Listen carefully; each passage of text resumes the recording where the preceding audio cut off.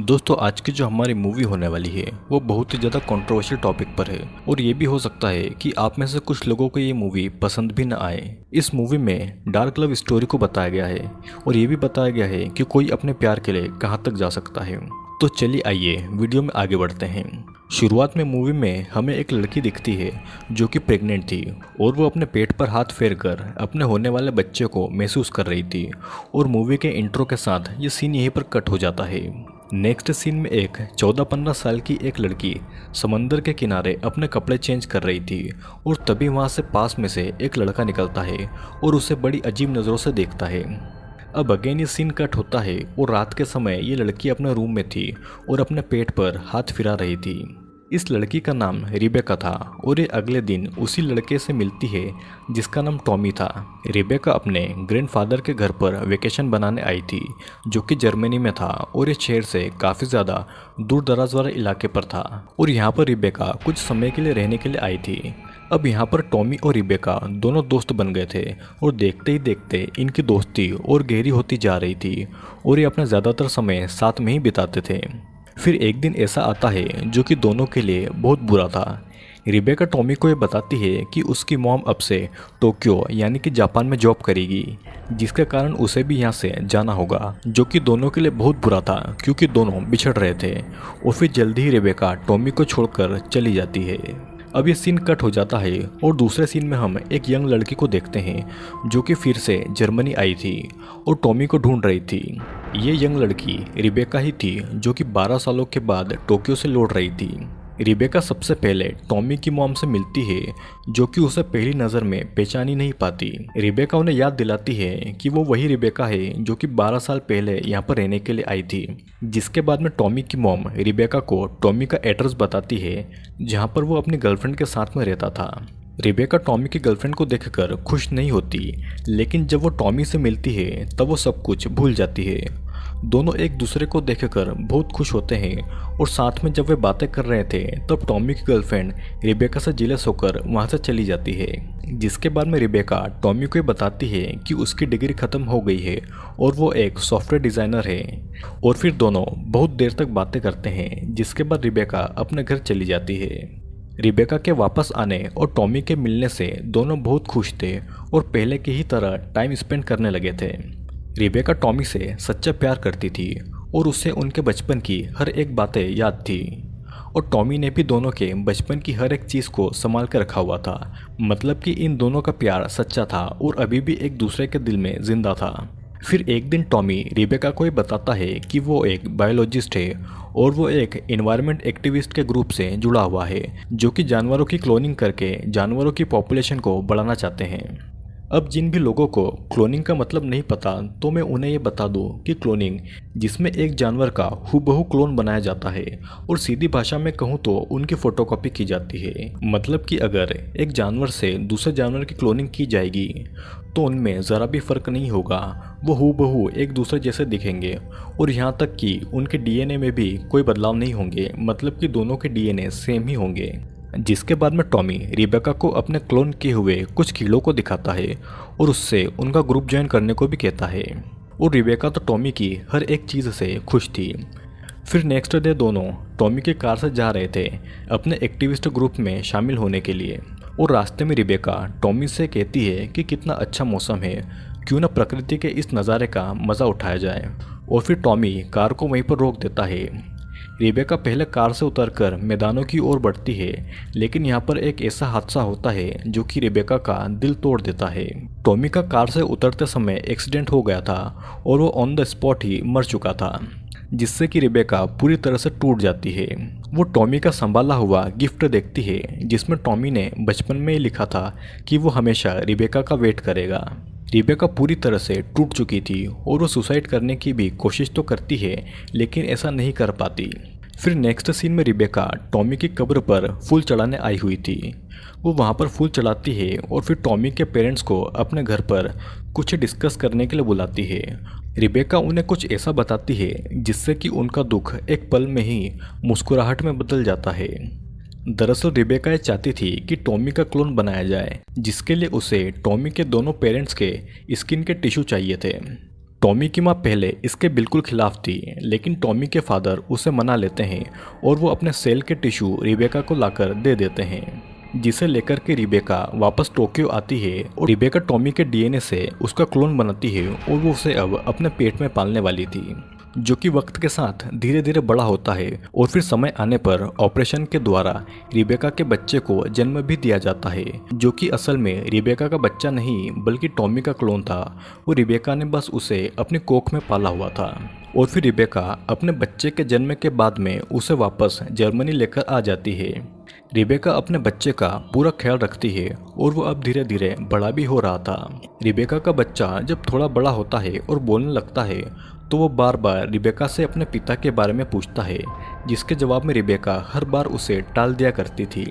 और हम ये देखते हैं कि रिबेका और उसके बच्चे के बीच में कुछ ज़्यादा ही क्लोज रिलेशन था। रिबेका ने अपने इस बच्चे का नाम भी टॉमी ही रखा था और ये हूबहू टॉमी के बचपन वाले रूप जैसा ही दिखता था। फिर एक दिन ऐसा होता है कि रिबेका टॉमी की फ्रेंड को अपने घर पर इनवाइट करती है, लेकिन वो उसके यहाँ पर आने से मना कर देती है, जिसके बाद में उस बच्ची की माँ रिबेका को बुलाकर यह कहती है कि वो उसके क्लोन बच्चे को उनके बच्चों से दूर ही रखे, जिसे सुनकर रिबेका को बहुत बुरा लगता है, क्योंकि रिबेका ये नहीं चाहती थी कि उसके बच्चे टॉमी को ये कभी भी पता चले कि वो एक क्लोन है। अब एक दिन होता ये है कि टॉमी के बर्थडे वाला दिन था। रिबेका ने टॉमी के सभी फ्रेंड को इनवाइट किया हुआ था, लेकिन किसी भी बच्चे के पेरेंट्स अपने बच्चे को टॉमी के बर्थडे पर नहीं भेजते और बेचारे टॉमी को अकेले ही अपना बर्थडे सेलिब्रेट करना पड़ता है। इस इंसिडेंट के बाद में रिबेका ये जान गई थी कि वो ज़्यादा दिन तक यहाँ पर रही तो आसपास के लोगों से टॉमी को पता चल जाएगा कि वो कौन है और उसका जन्म कैसे हुआ है, और फिर इसीलिए ही रिबेका अपने घर को और दूर दराज के इलाके में बनवाती है, जहाँ पर कोई भी टॉमी को उसके पिता की असलियत के बारे में न बताए। रिबेका वहीं पर छोटे टॉमी की पढ़ाई और बाकी की चीज़ें वहीं पर करवाती है, लेकिन छोटा टॉमी उसे बार बार अपने पिता के बारे में पूछता है, लेकिन हर बार की ही तरह इस बार भी रिबेका उसे टाल दिया करती है। फिर समय बीतता जाता है और जब टॉमी पूरी तरह से बड़ा होता है तो वो बिल्कुल बड़े वाले टॉमी के ही जैसा दिखता था, और हम ये देखते हैं कि रिबेका और छोटे टॉमी का रिश्ता कुछ और ही था। रिबेका को छोटे टॉमी की गर्लफ्रेंड से जलन होती थी, लेकिन अब टॉमी बड़ा हो रहा था और उसे भी बड़े टॉमी की ही तरह बायोलॉजी में बहुत इंटरेस्ट था, जैसे कि वो वही टॉमी हो जिसकी एक्सीडेंट में मौत हो गई थी।